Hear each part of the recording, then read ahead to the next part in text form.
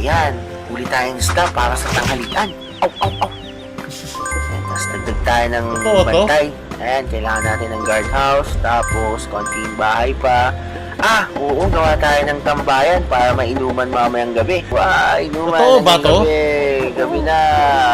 Good na. Magkano ang binayad sa nag-dub nito? Kingdoms. Download. Tapos gano'n kasosyal yung boses ng kasunod. Ano yun? Laban ka pa?